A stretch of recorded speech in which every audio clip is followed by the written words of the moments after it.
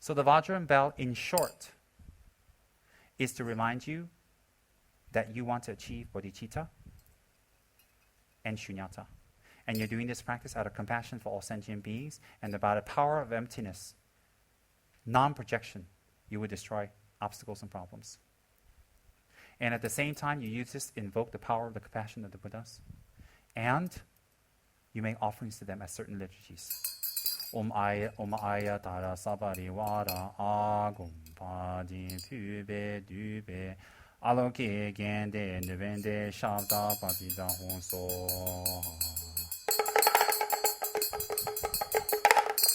The bell rings first, the damaru after. The bell first starts and finishes last. So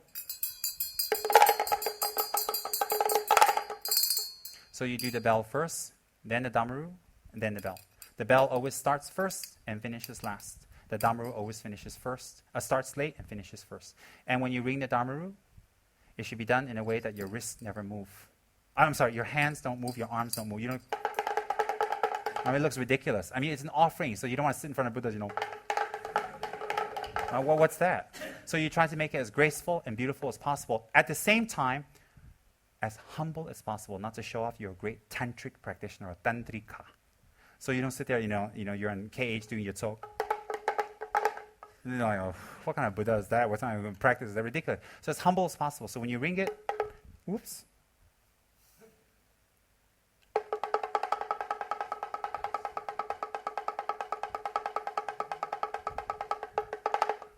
Everything dissolves into emptiness.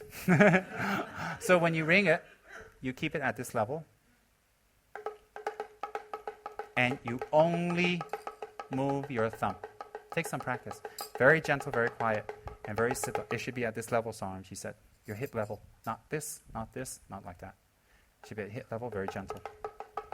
This represents bliss and voidness, the immutable qualities of any tantric deity.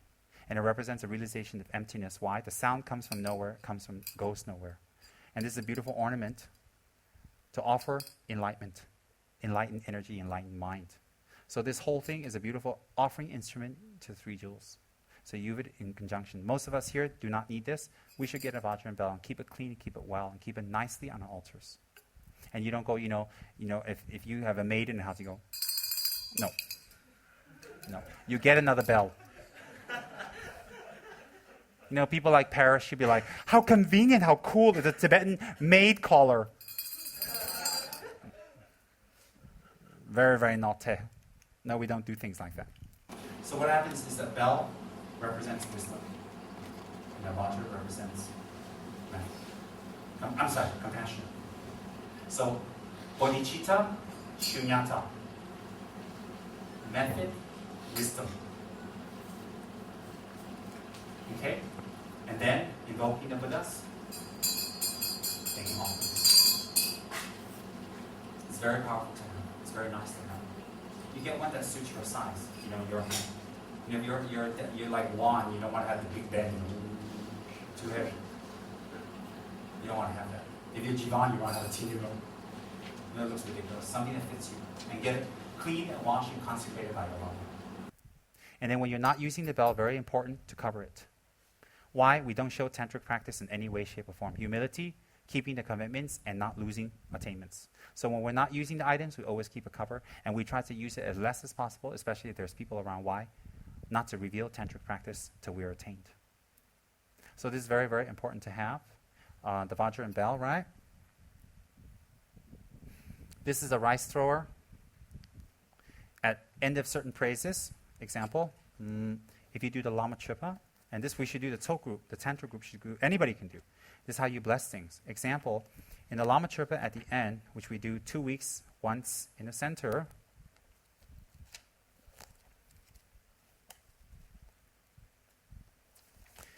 we have the Tashi, or the verses of auspiciousness.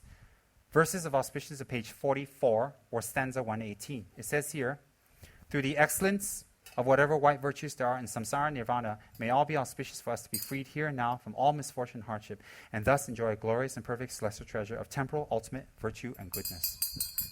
You offer this to the three jewels. Why? Rice is scarce before. To be able to offer it is a sign of detachment. not being attached. And offering rice is, in the East, means growth, abundance, and life. So when you offer rice to the three jewels, it's a final auspicious. It's like, like at weddings they throw rice. I don't know why, but in Tibetan tradition, when they throw it, it is asking for auspiciousness, for the benediction. And you yourself can bless tankas like this. If you have a tantric initiation, you think of yourself as tantric deity, you can bless the tankas like that. Well, how do you bless it?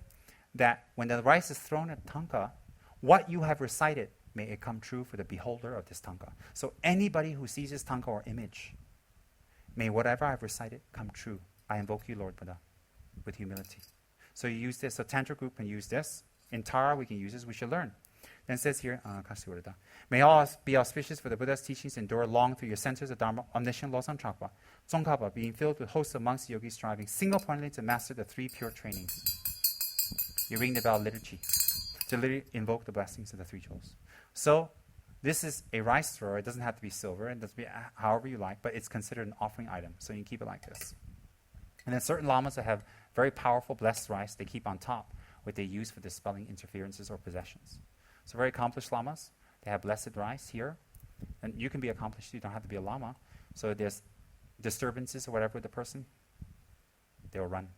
Because the rice will hit them like lava balls. Very powerful. Very, very powerful. So this has many shapes. This is the inner offering. I'm not getting too much into this because we're not qualified to learn yet. This inner offering cup is only opened and used during certain liturgies, and certain mantras must be recited so they don't lose their essence. If you make offerings without reciting the mantra correctly, if you do offerings, a type of spirit that helps to make you fall asleep during Dharma talks will appear to you. So if you're frivolous and careless with your offerings, and you always leave it empty, or you always don't purify, always don't clean, and you do this offering sloppy, or you leave the offerings on the altar for days, or it's not neat, a type of spirit will be attracted that when this spirit infects you, you'll always be sleepy during Dharma talks. You can't focus, you can't keep awake. You're always like, ugh. Very, very, always like that. Always like that, all right? So this is an inner offering which is used to offer the wisdom of emptiness and bliss in a form of a liquid, purified. So I won't go too much into that. Inner offering, most of you do not need this except if you're in higher tantras, all right? So for us who want to do Tara practice, this and this and this would be enough. It doesn't have to be exactly this shape. It doesn't have to be silver or anything. The precious items is an offering to the 3 jewels. And when you're not, and also you don't need a damaru, but you can get a damaru, and you can put it, can I have the last offering bowl? Instead of using that one, I like to offer the damaru sometimes instead of conch shell. Like to the Dharma protectors, I like to offer something a little more fierce. So without this, I offer like that. It's very, very nice. So something unique and different. Why? Well, I can't use damaru. I'm not qualified. I'm not at the level. Never mind. I let the Buddhas use nini. So you keep a nice damaru, beautiful, auspicious. In the future, you can gain the qualities of what it represents and achieve tantric realizations. You can offer that to the 3 jewels. Why not? Many, many things you can do from your heart, sincerely. And conch shell is very nice. Very, very, very auspicious. Now, so ritual instruments are, in short, used as aids in your meditation, used as aids in your visualization. They remind you of what you're supposed to visualize and think and generate in your mind. They also help you to complete what you're supposed to do. So ritual instruments, again, is aids in your Dharma offerings and Dharma practice, reminders of the mind generation, and also helps you to complete your practice. Okay? So that's what ritual instruments, in short, is all about with that little explanation that I gave.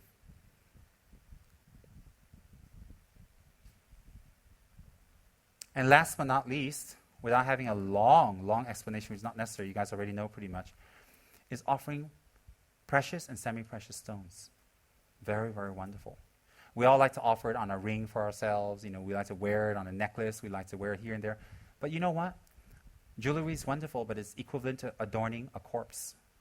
Just a nice corpse walking around wearing nice jewelry, and, you know, it's fabulous. Of course, if you have an ulterior motive, that's good. Example, if you need to, you know, go to a big party and meet big people, and you need to look really trashy and rich and good, and then, you know, you need to look like that to get donations to help you build a retreat center, deck yourself out. Wear it. I mean, with the motivation. It depends. Again, jewelry itself and wearing ornaments is not intrinsically evil. No, it's not intrinsically good. It's your motivation. It's your motivation. So precious items, we say it's more precious. From their side, whether it's a piece of rock, it's a crystal, or diamond, it's exactly the same thing. But from our side, we put value on it. Since we put value on it, we put a price tag on it. Since we put a price tag on it, price tag represents some kind of sacrifice to get that type of item. So precious items are very nice to offer to the three jewels as ornaments. Oh, very nice practice. On their bodies, on their heads, on Dharma texts, on the cloths, on the ritual items, on mandala. If we have mandala full of pearls and all that, fabulous. Why? We don't have to visualize that they're precious items. They are. So you know what happens during the offering? You can just relax. You don't have to visualize. Some of us hate to use our brain, so we can take a break. Why? We say, look, it's Tsongkhapa. It is pearls. I don't need to visualize. I take a break. You do your ritual without visualizing. Isn't that fabulous? So it's a shortcut. Now, if you want to be a cheapskate and you don't want to offer pearls because you need to survive and you need to keep your $20 million in the bank and you need to make sure that your grandchildren, your children, grandchildren, 25 generations down have money after you died, and you don't want to offer any pearls and mandala, never mind, you visualize. But I don't think it'll be too effective because then it's not sincere. If you don't have the funds, you visualize. If you have the funds, don't visualize, do it. And visualize on top that it's even greater than what you've offered. So offering any type of precious items, it doesn't matter what you think is precious.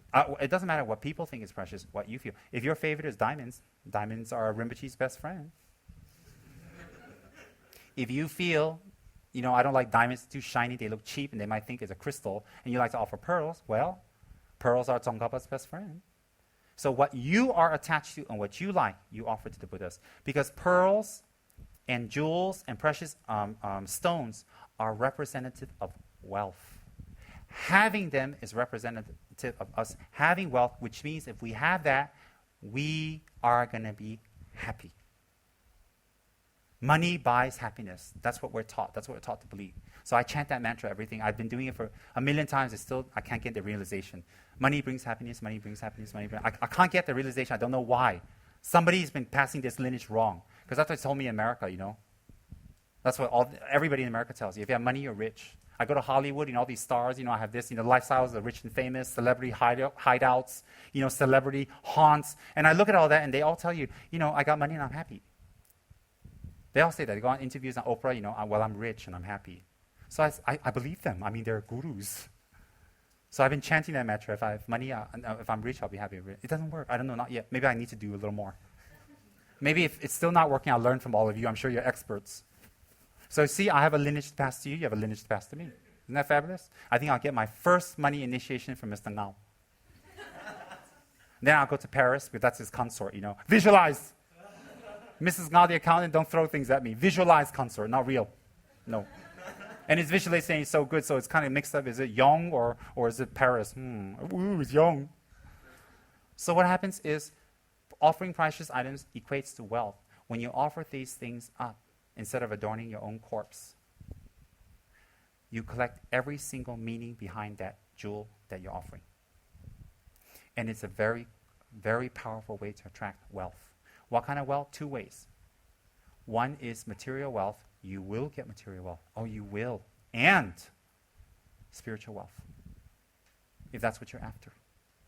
So if you offer pearls or diamonds, whatever, pearls, semi-precious crystals to the Buddhas, and your intention is that your business will get better, it will. But that's all you'll get. If you offer it up with the intention to become a Buddha, your business will become good, your attainments will grow, and you'll be a Buddha.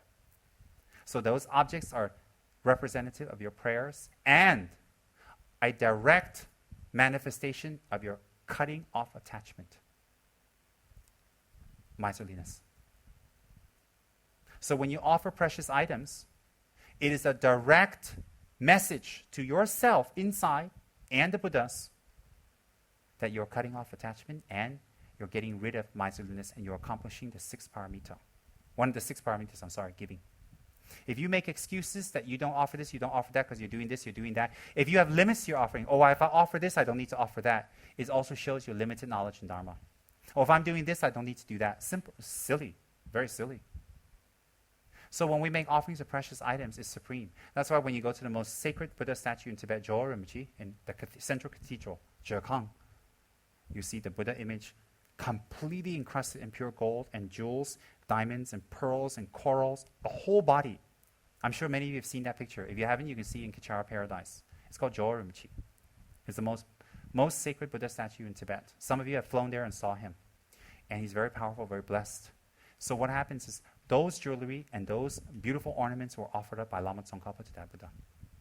During Lama Tsongkhapa 600 years ago, he offered that. He had that made, craftsman offered to the Buddha. That's a sign of Lama Tsongkhapa's generosity also.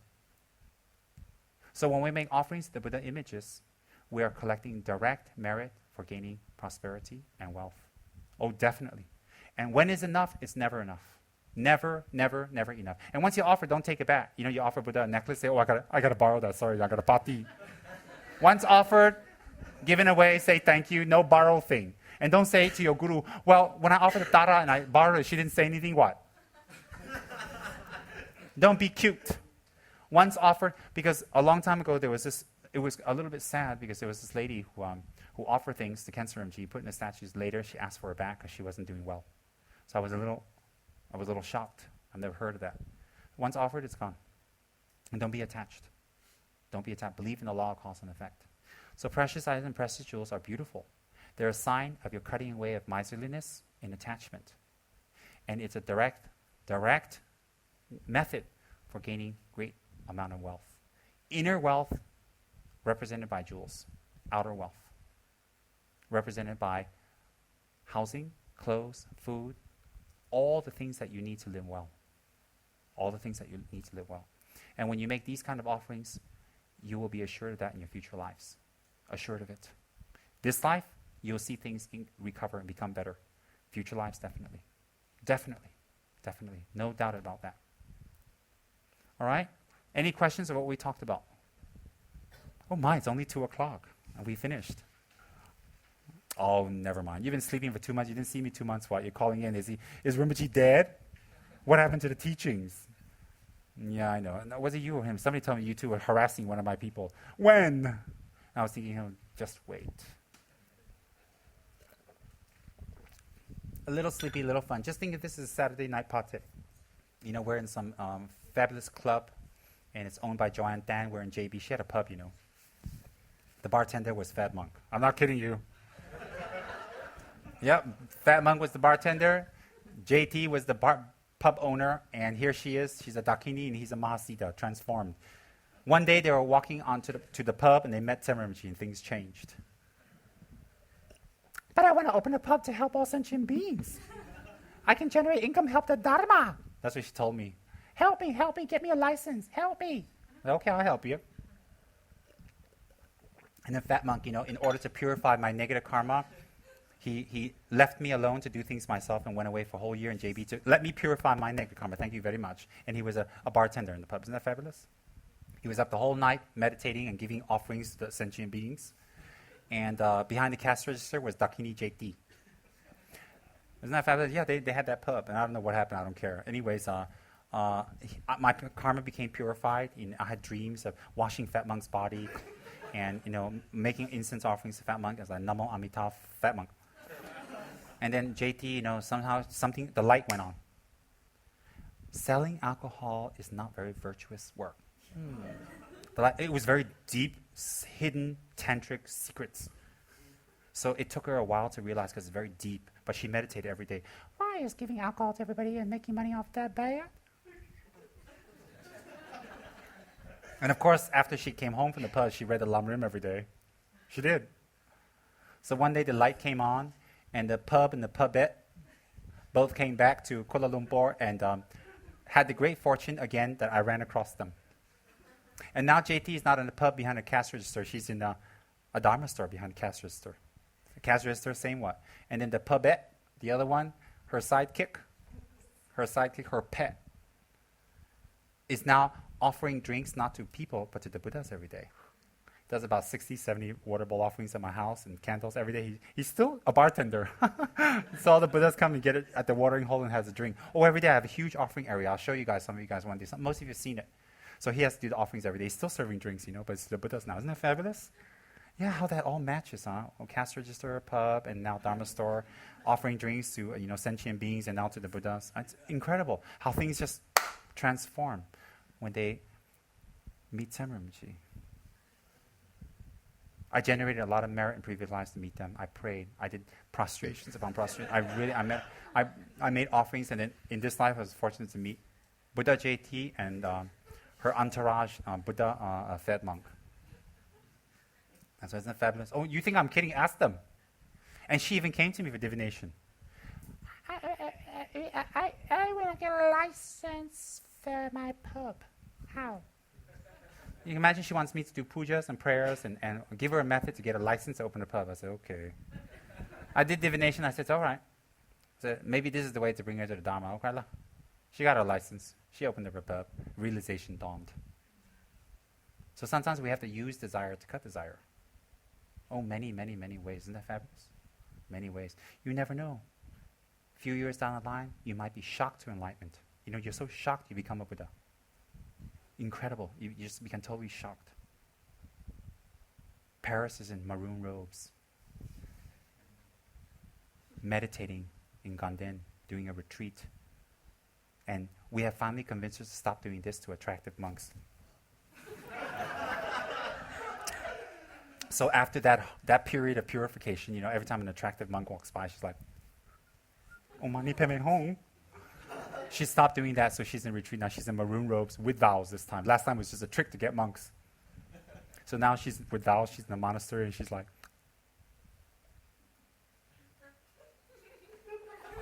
"Isn't that fabulous?" Oh yes. Can you imagine a few years later, Paris in robes? Yeah, why? You can take robes for 2-3 weeks and dedicate it to parents. Why not? No problem. Don't make those faces. We will definitely get that monk to shave your hair. It'll be his pleasure. And then you know what? We'll take your hair, stick it in a stupa, and give it to JP here. Put it on your throne, on your altar of worship. Then, of course, JP on the way home drops it in the garbage can by accident. Not the stupa, just the hair. Oh, I lost it. Too bad. Isn't that fabulous? So miracles do happen. And guess what? Maybe after a few more sessions of Dharma and realizations, Mrs. Ngao will smile.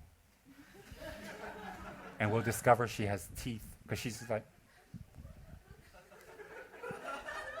And sometimes I say something, once every hour I say something interesting, I see her going. And then if I crack a joke, JP's sitting there controlling his belly like, she's in the corner. That's right. And then after a few more sessions, Paul will receive the city of staying awake. It's incredible. Paul will be throughout the whole Dharma session. And you know what we found out? We found out he taped his eyes up. Caught. That's right. But right now he's like... you see his face. He's got all kinds of expressions. Wonderful. How he keeps it open. Sometimes he uses his eyebrows like... Or sometimes like... Wonderful. All kinds of wonderful. And it's okay. No problem. No problem. I used to fall asleep a little too during Dharma teachings. Some people actually outright snore. They'd be like... Shh, wake up. Oh yeah, no problem at all. No problem. And all types of wonderful things when we do Dharma. All types of wonderful things. And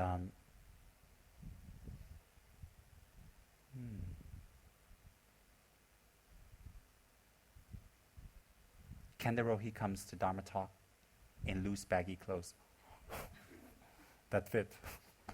Can you imagine? They actually require drawstrings. Because what Kendarohi does is when Kendarohi puts on the pants, right, has to lay flat on the ground and zip it up.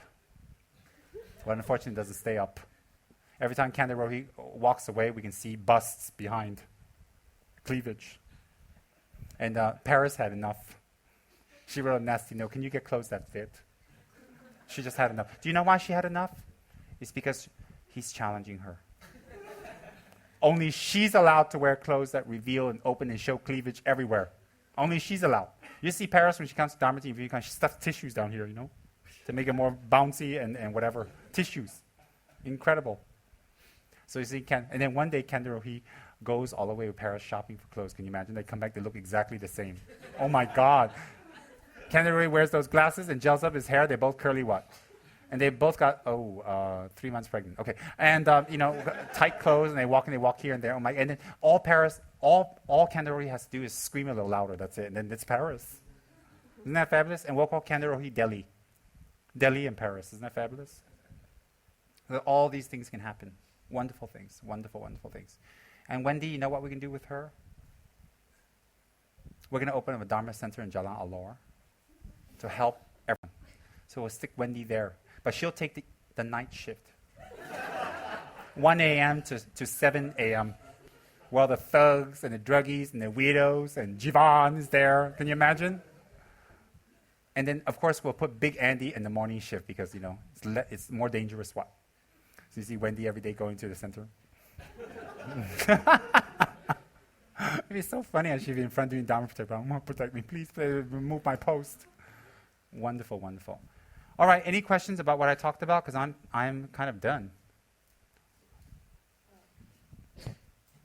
Hello. Oh, okay. It's not so much a question. Could you just tell us a bit about Hayagriva, Sangdoma, and Genze for the chakra write-ups? Okay. Thank you. Hayagriva, Singdoma, and Genze. That's pretty easy.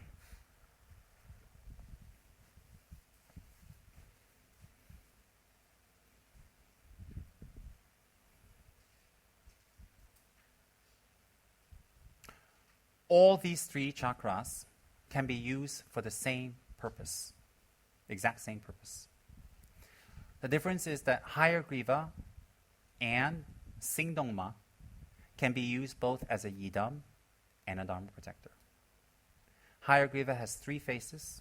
3 faces, 6 arms and 8 legs, red, ferocious in color, with 3 neighing horse heads on top. Very ferocious. Hayagriva is the form that Guru Rinpoche used and accomplished in a retreat before he came to Tibet in order to subdue the very powerful spirits. Very powerful. The oracle of Tibet, Nechung, was subdued by Hayagriva practice. So Hayagriva is a direct emanation of Amitabha Buddha, and it's very powerful in purifying. Hayagriva practice is very powerful in protecting you from obstacles, diseases, interruptions, and problems that arise specifically from naga spirits or snake spirits. Any type of spirits associated with the water or naga beings that you've offended. You on the way home, you pee-peed on some tree and there was a naga there you peed on, and guess what? Next day you got skin problems and you get bad dreams of snakes and all that. Hayagriva is very, very powerful for counteracting any kind of problems that arise from snakes, and his practice is very, very powerful for subjugating very ferocious places, ferocious, dangerous places, places that the environment is dangerous, haunted, scary, bad energy. He's very powerful for subduing that. But on an inner level, he is very powerful if we do his sadhana and practice for destroying anger. Very powerful, absorbing and destroying anger. We finish Hayagriva practice, we're all right. And for obstructions to life. If we have some obstacles to life that, very dangerous where we can die, if we do Hayagriva practice, it will stop it. Why? Life is precious. Once it's gone, it's gone. That's it. So Hayagriva practice is very powerful in stopping obstacles to life-threatening situations, life-threatening diseases. Diseases such as cancer and stuff are believed to be caused by nagas or related to nagas. And cancer diseases are very much helped by Hayagriva practice. Very, very powerful, this mantra. This one can do without initiation. Has a sadhana and the practice also. So when we do Hayagriva's practice, it's very, very powerful for purifying and protecting us from snake spirits, nagas, which is very common. And sudden diseases, fits, epileptic fits that are caused by spirits, not natural causes. And also very, very powerful, subjugating the environment, subjugating the place, subjugating the area. Very, very powerful. And also in controlling deities. Deities not in light nature, worldly deities.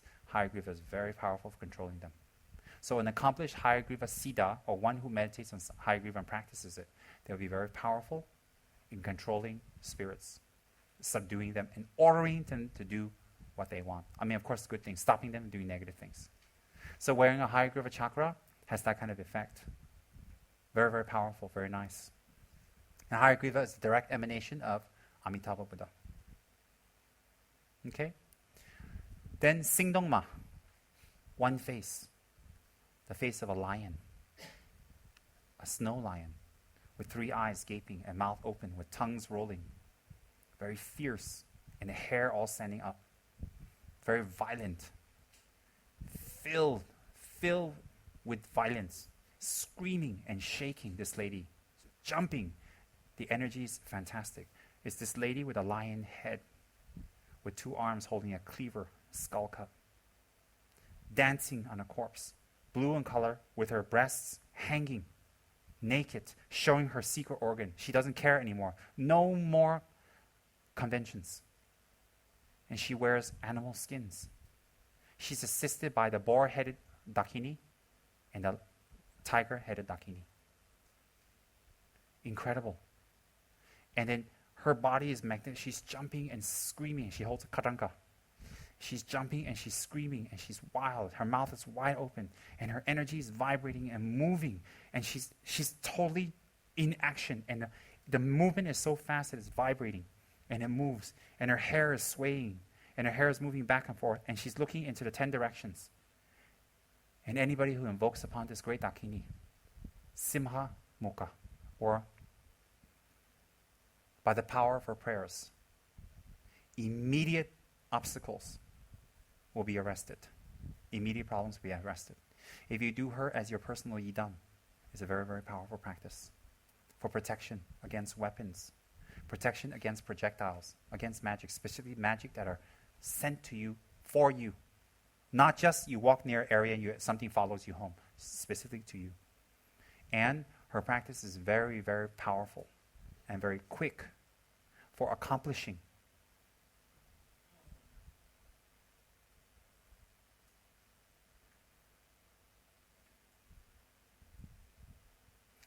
Obstacles that arise when you want to do Dharma practice. In the great monasteries such as Ganden Monastery, every single day the monks will debate. Before debate, they will do an invocation to the goddess Singdongma, and they recite her mantra and clap. After they recite her mantra and clap, obstacles dispel. For doing immediate Dharma practice, she is excellent for dispelling obstacles for Dharma. And one who wants to engage in, one who wants to exercise spirits, exercise beings, and you have no choice, Simhamukha or Singdongma is very powerful for that. Her female lion's head represents that she is queen of literally the samsaric jungle. Her body is naked, meaning no conventions can chain her down and hold her down anymore. She shows you her secret organ openly and just without care. No care. She's totally rude. Why?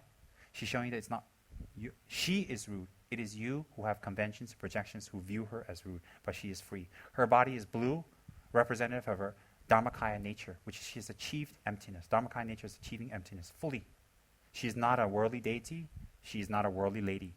She is fully enlightened.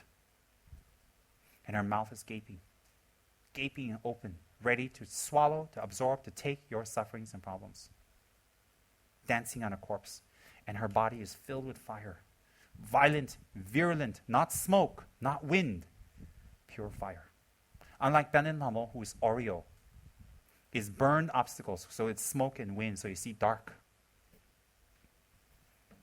Around Danen Lama, you don't see much fire, you see darkness. Why? In her, it's considered the obstacles are burned, so there's just smoke. But in Singdongma, she completely is on fire, surrounded. It's incredible, Singdongma's practice. Very effective. So when we do her chakra, when we wear her chakra, has all the benefits of any Buddha, but violent, quick, fast energy. Example here. And her prayer is very short, who wish those who are fortunate enough to engage in it. Even without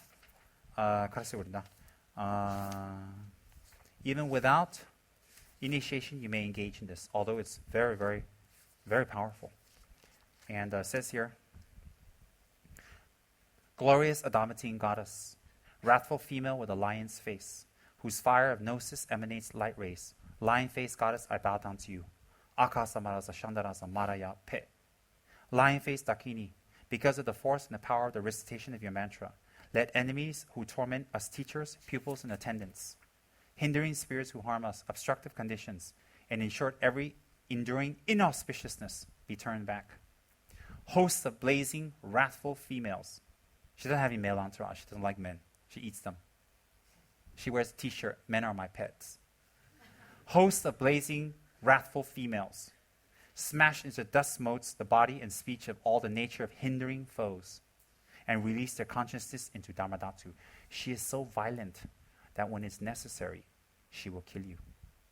She will kill you, and instantly she will project your mind into Dharmadhatu. Means what? A pure land. So when you do something so bad that if you continue, you're going to go to one of the lower realms. Out of her great compassion, she will annihilate you into bliss. She's very virulent, very violent. And through the recitation of your mantra, let me quell all injury, achieve my aims just as I wish, and spread the doctrine and teachings and practice. She's specifically excellent to do in Dharma institutions, Dharma centers, Dharma projects, to cut obstacles for Dharma. All right? Now, the last one, Genze. Give an example.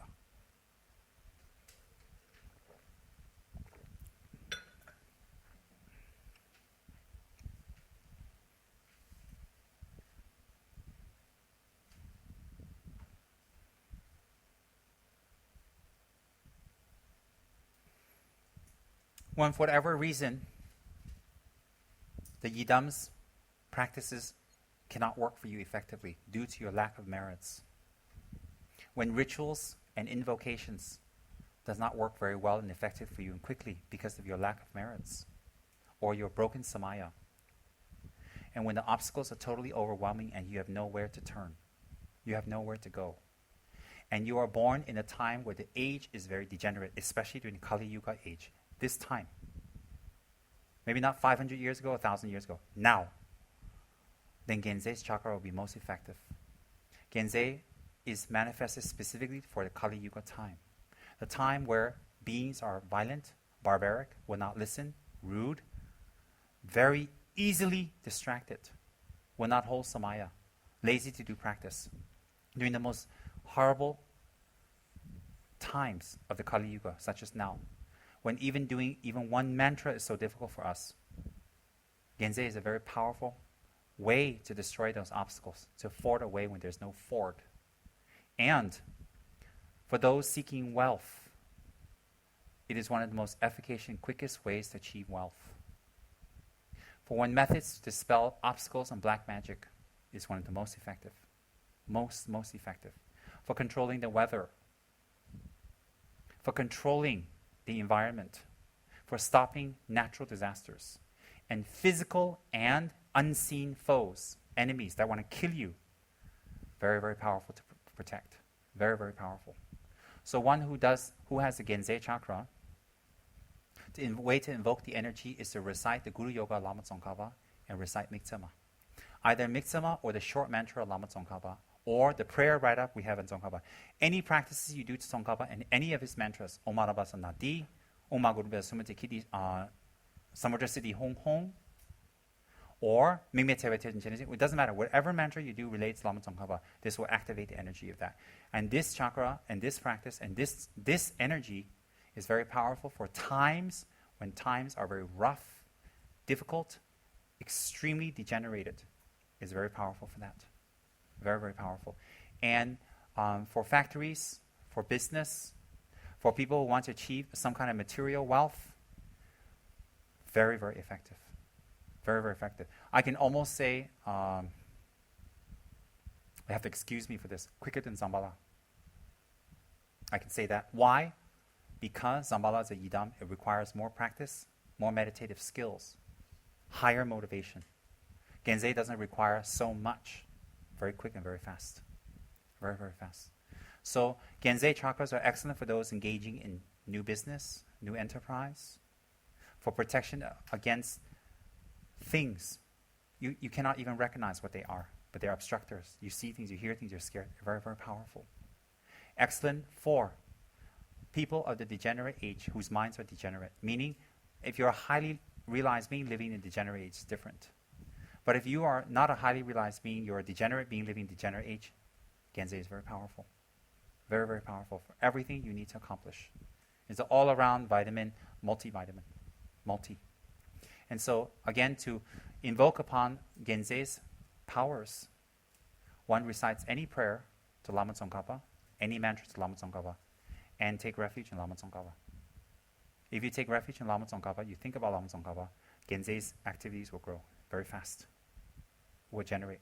Excellent, these chakras are given to our friends, put in cars, we put in purses, anything. They're light, they're easy, they're not expensive, and they're made by very qualified lamas. Blessed. They're blessed and made by my own gurus, my own personal gurus. I don't buy chakras from here, I don't make chakras here and there, no. If I'm going to distribute chakras in this great city, it's going to be the real thing. It's going to have the real effect. And the chakras should not be made wet, not that they lose power, it's paper, so it's going to melt. So you try to get them encased or protect them. You can even put them in your wallet. Some people say, sit on it. You don't mean to sit on it. Men don't carry purses. And some men don't want to carry, big chunky things here. You can keep it in your wallet without it. It's okay. And if it gets ripped or damaged, then you visualize it dissolving into light, into the letter Ah. And the Ah dissolves into you bless it, and it's without anything, and you can burn it politely, respectfully. You can get a new one, it's not a problem. No problem at all. Even if you're disrespectful, no negative karma. It's not a fool. It's a chakra, and a chakra is the invocation of the energy of that particular Buddha. The body, the speech, and mind energy of that Buddha. So it's made in such a way that the mandala, the letters, the placement, the mantras that's on it specifically invokes the body, speech, mind, wisdom, and activity of that particular Buddha. And then if we just wear it, it's quite effective because it has power. But if we invoke upon it, it's even better. So if we have a particular chakra, we recite the mantra, it's okay. And people, you look at them, they don't want to recite it. Never mind, don't need to disturb them. No need to disturb. Very, very powerful, very effective. Okay, questions on that? No questions? Is Paul wearing a sign on his back of his shirt saying, don't ask anything? On the back, No, right? Okay, good. It's been a great session. We finished everything, didn't we? Is that all right with you? Everything's done, right? Good. Henry's looking at me innocently. Not many things, but we figured it out. 6 weeks later, we finished. See? Where there's no Dharma, let there be the Dharma. Where there's a misunderstanding of Dharma, may we clear it. And when Dharma has not grown, may we make it grow.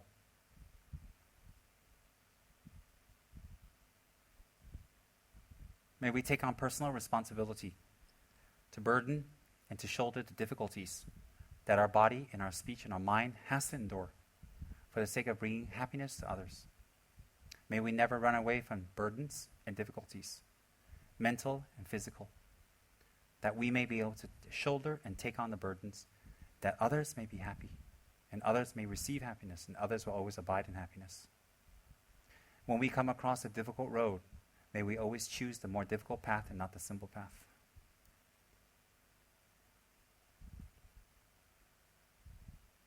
In this life and all future lives, may we never be separated from a perfect Buddha, a perfect master, a perfect lineage, and always please the Buddhas by practicing. May we not look at others with disdain or scorn or judgmental attitudes, but as beings caught in the intricate web and quicksand of samsara, and that not knowing what they do, they create suffering again for themselves and others. And that out of knowing this, we generate incredible, increasing compassion. And never give up, and never be distraught, and never be disappointed by their actions. Never be disappointed by their speech, never be disappointed by their attitudes. That in response to their harm, we may perfect the patience, the practice of patience, by patiently, again and again, reminding them and teaching them Dharma. May we rise above all conventions of good and bad and abide in equanimity. Not good and not bad, but equanimity. May our lives be used not for eating and sleeping and for entertainment, but our precious lives be used that it fulfills others and our own purposes on an ultimate level. May His Holiness, the Dalai Lama, and all the great masters of all lineages, and all traditions, and all religions, always be surrounded by a perfect entourage, eager students, and great patrons and great sponsors. May the Dharma works grow. May their institutions and their plans fruition and grow very big for the benefit of others. And may they live like an immortal and not pass away into nirvana.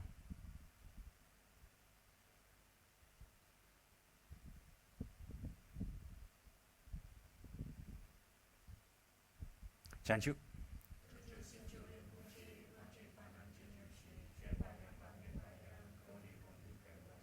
Tony.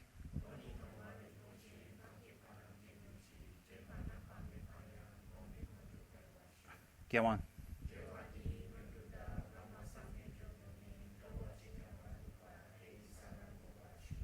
Genyen.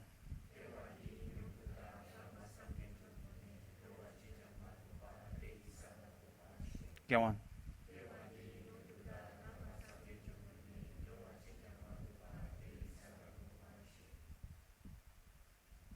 취지자보.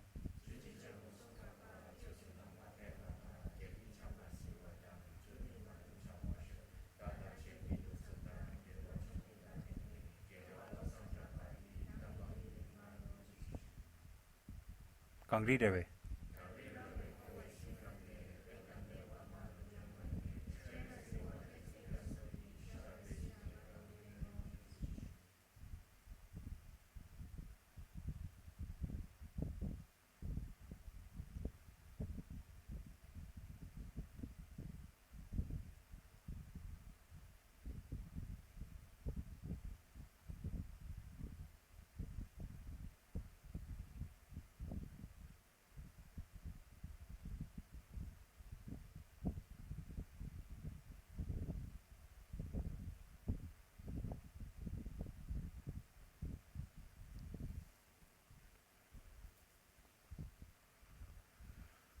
Good.